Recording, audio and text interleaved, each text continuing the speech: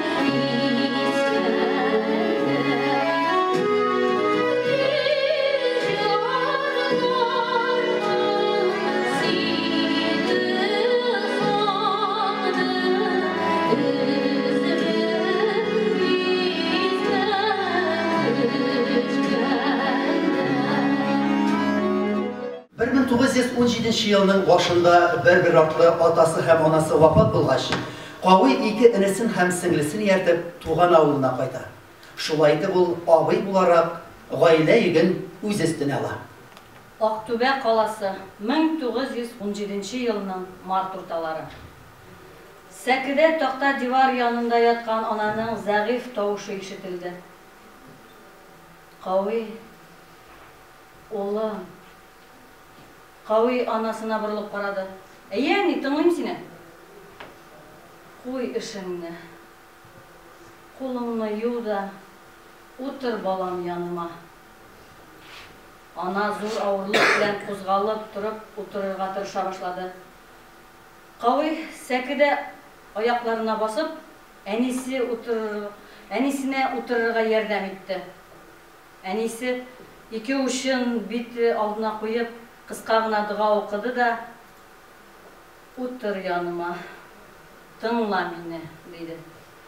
Тыңлыйм әни. Син зур инде балам. Син зур балам минем.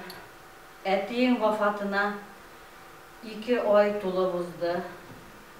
Инде бүген иртәгә мин дә атагыз янына китәрмен ахрысы. Хәлләрем бик начар. Әни, бүлмә мине балам. Хәлем юк. Әйтәсе сүзләремне әйтеп калыйм. 3 туганың да сиңа калалар инде, балам. Син ул 3 сабыйга әти дә, әни дә, мин киткәч. Син ничек кенә булса да Нижгар ягына, үзебезнең авылга, Кызыл Атауга алып кайт балаларны. Ярулла бабакайың янына. Атаңның бер туган абзасына. Мәрхәмәтле, туган җанлы ул бабакайың. Тәлгатның туганына 2 яшь тә юк бит әле. Аны күтәреп йөр. Рәшит белән Ләмиганы җитәклә. Иң авыры сиңа, балам. Ходай ташламас. Иншалла, кайтып җитәрсез бер. Ананың 2 күзеннән дә мөлдерәп яшь ага башлады. Моннан Актүбәдән поезд белән китегез. Билет алырлык да акча юк. Сиңа суранырга кала инде, балам.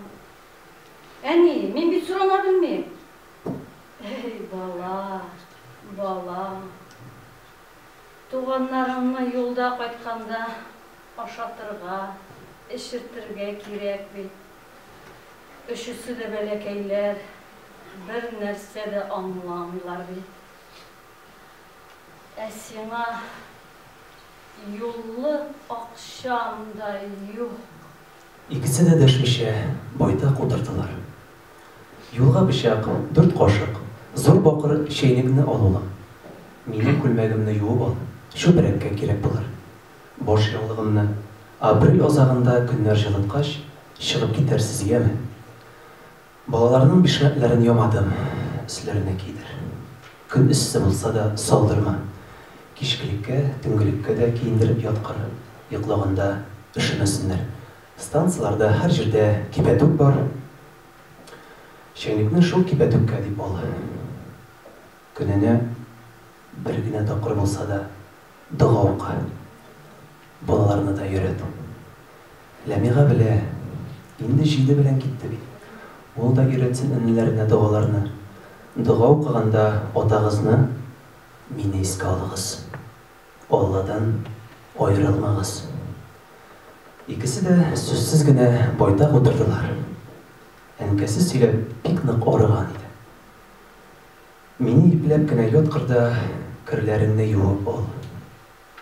Нәфигулла белән Хәсби җиңгигә аңлатып куйдым мин. Җирләү турында. Мине күмгәндә үзең генә бар зиратка. Сабиларымны йөртмә. Әниләрен җир астына күмгәнне күреп, йөрәкләре бозылуы бар. Кавый башын игән хәлдә сүзсез генә утыра иде. Күңеле тулып, аның бер генә сүз әйтерлектә хәле юк иде инде. 3 көннән ананы җирләделәр. 2 айдан берничә көнгә генә артык вакыт эчендә гыйнварда әтиләре, март азагында әниләре вафат булды. Кавыйга декабрь аенда 15 яшь кенә тулып үтте. Ләмигага 7 тулган, Тәлгатькә 2, Рәшидкә киләчәктә дөнья күләмендә атаклы шахматчы булып танылачак Рәшид Нәҗметдиновка әле 4 кенә яшь тулган иде.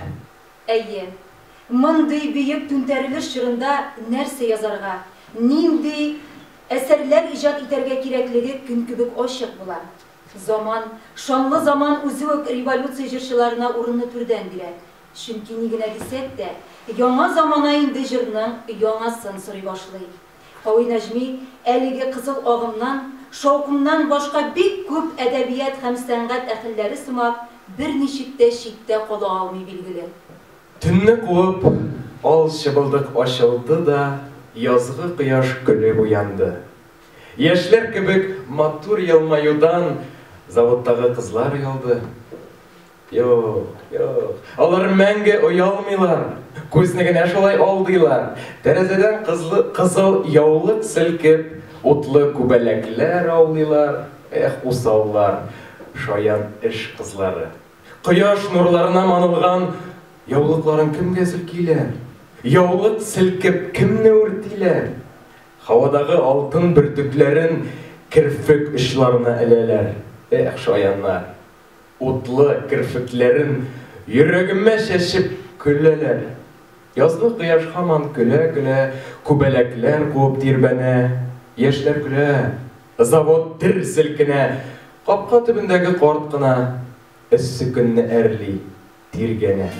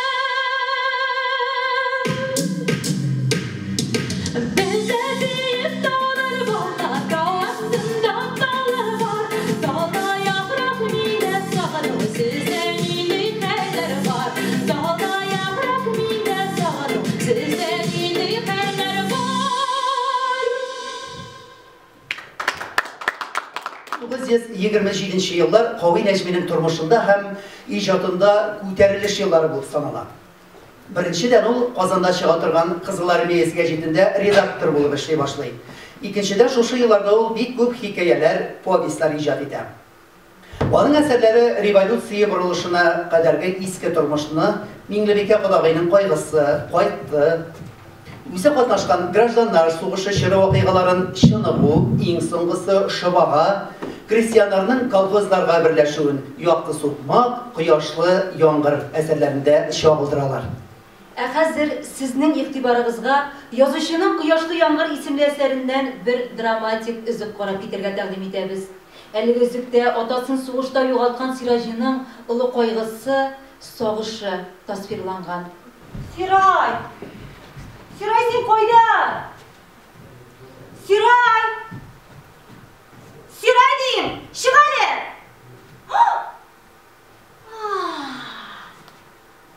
Сизәм, егет, сизәм. Син мине бер надан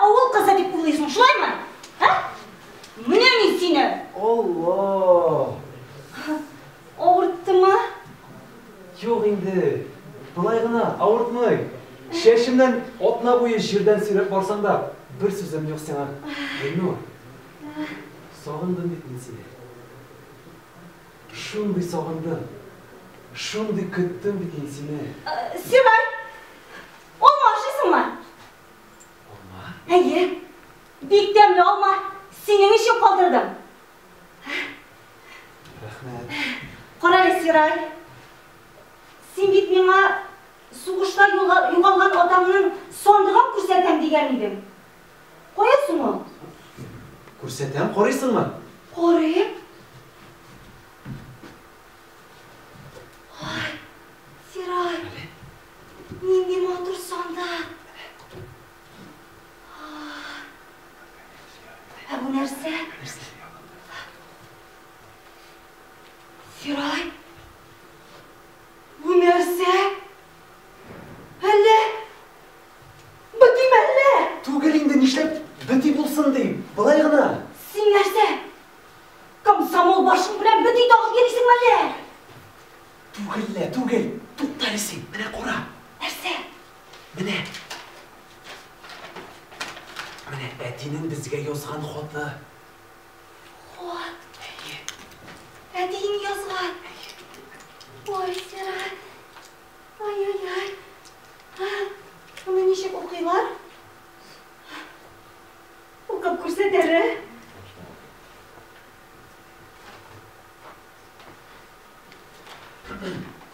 Тыңла, мен Апуш Хамитов 1907 жылда 4 иптәшім білән паспорт алып, ауылдан Орынборға ішке шығып кеттім. Ауылда менің 3 айлық малайым Сиражи білән хатыным Әсқап Жамалға 2 табақ, мүгізі көзіне кіріп тұрған құрчаңғы кеше 20 шыбық жер қалды. Орынборға жеттік, шәп қала екен. Кеш білән номер хужасы Шакир әфәнді яныма келіп, сені никәш ауыл малай екенсің. Әгәр хызмәткә кірсәң, мен сені балабойлыққа алармын. Бишмәтіңнен тулы ашық шабатаңны салырсаң, мен сеңа жилетка, ботинка берем. Шуларны кигәш сен инде қола кішісі болырсың дейді. Шулай деме. 30 сум жалобыне қойдым, ләкин 3 апна шунда эшләгәч югары этажға тәлинкәләр күтәреп менгәндә тойып йығылдым. Номердағы халық меннән бик нык күлді. Иртәнге көнне расчет алып, начай жыган акчаларымны тәлинкә бәясен түләп чыгып киттем. Шуннан киттем, үз авызымдағы сынықның яртысын үзіп, улым Сиражиға бір кәпәш, 3 танлык ак ситсы, Әсқап Жамалға күлмәк, 2 шелек шәй жибәрдем. 10-нчы елны өйгә кайттым, малай инде тоным аслык булган. Теле чыккан, хатын гына миңа үпкәләгән.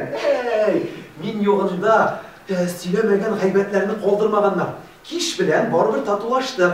11-нчы елда Зыя баярында эшләп, Казанга барып, 1 ай солдат уйны уйнадым да, шуннан 3 ел үтүгә Герман сугышына алдылар. Китәле. Менә 3 ай Казанда уйнап фронтка саттылар. Үзем елыйм, үзем җырлыйм. Герман сугышында 2 ел вакыт узды. Аннан патшаны шуңардан соң Керенскийне бәреп чөргәч авылга кайтып китә алмадым. Кызыл гвардиягә язылып, буржуйларга каршы сугыштым. Аннан шатлыклы хәбәр килде. Кызыл армия белән германский армия арасында мир булган. Германнарны җиңдек. Мәскәүдә Ленинны күрдем. Үз алларым яктырып китте. Һәм мин үз ишемнән иптәш Ленин бер йомыш кушсын иде миңа. Мин аны бик шатланып әйбәтләп үтәп идем дип уйладым. Совет балашыннан документ яздырып, комиссариат кәштереннән акча алып өйгә кайтам. Сиражи белән хатынны күрәм дип торгандагына Мәскәү халкы гыш килде. Шиләбедән башлап иде буена тиклем контр исемле халык большевикка каршы сугыш башлаганнар. Акча белән корылны Америка буржуйларыннан алганнар дип хәбәр таралды. Ай Алла.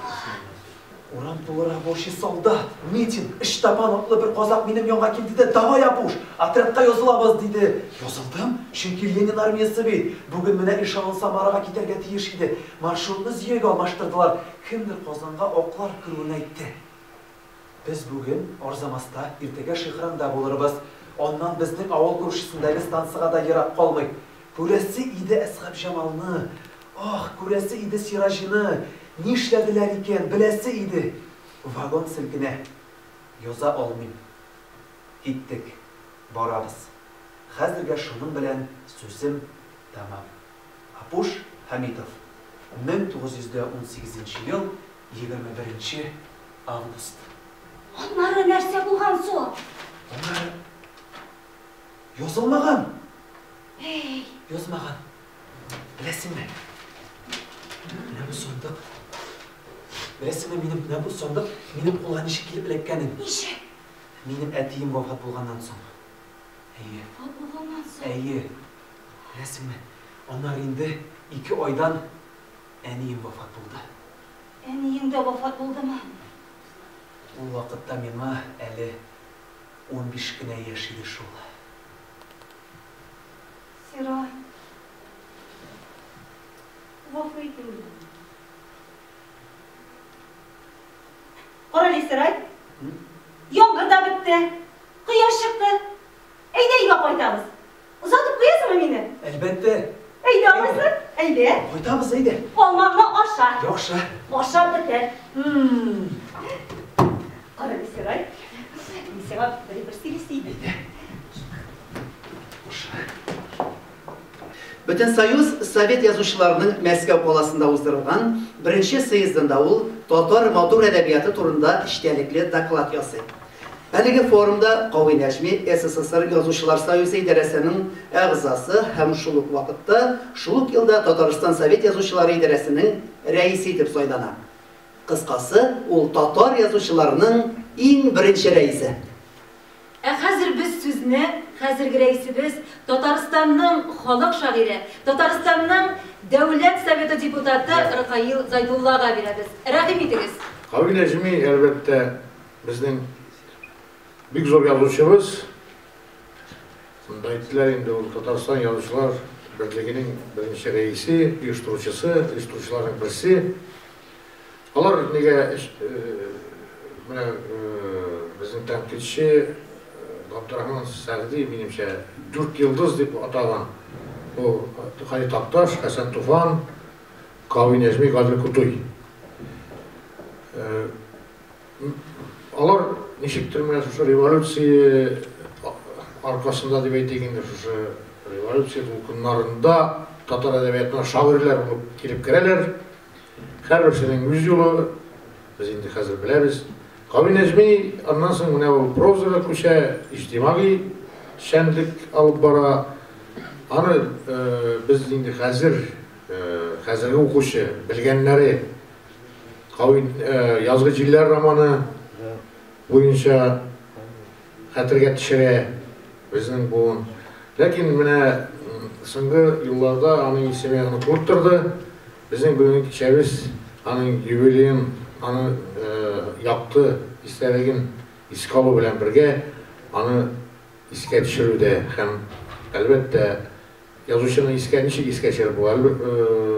Шушы кичәләр алар әлбәттә кирәк, ләкин аның китапларын чыгарга кирәк, аның турында истәлекләрен чыгарга кирәк. Киләчәктә бу эш башкарылыр дип уйлыйм. Менә Рифат Фәттах, аның якташы, ул үз заманында аның турында безнең өлкән язучылардан истәлекләр яздырып калган. Аны инде сүз бирде әзерләргә. Менә Әдип Маликов турында безнең Әнвәр аның шундый матур китап чыгарган. Фотолар белән бергә истәлекләр. Әдип абыйның үзенең әсәрләре дә кергән. Хатлары да бар. Менә шундыйрак китап чыкса, ул аның истәлегенә бер һәйкәл булыр иде. Һәм әлбәттә үзенең сайланма әсәрләрен дә әзерләргә